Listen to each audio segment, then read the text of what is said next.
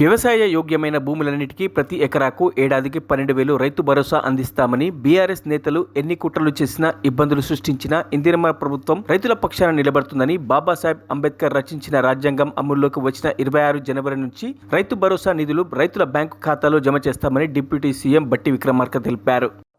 అరే ఇన్ని ఆర్థిక ఇబ్బందులున్నా మేము ఆలోచన చేశాం.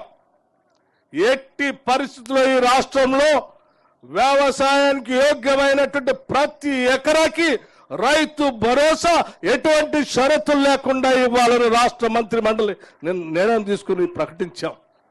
పంట పండించడానికి ఇచ్చేటువంటి ప్రోత్సాహాన్ని ఎట్టి పరిస్థితుల ఆపం.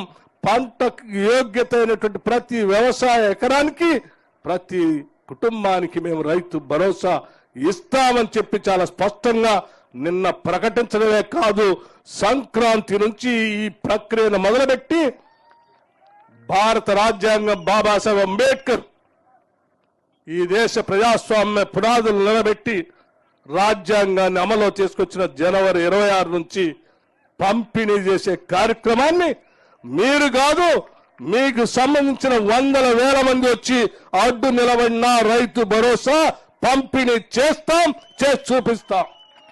మరిన్ని అప్డేట్స్ కోసం మా ఛానల్ని సబ్స్క్రైబ్ చేయండి.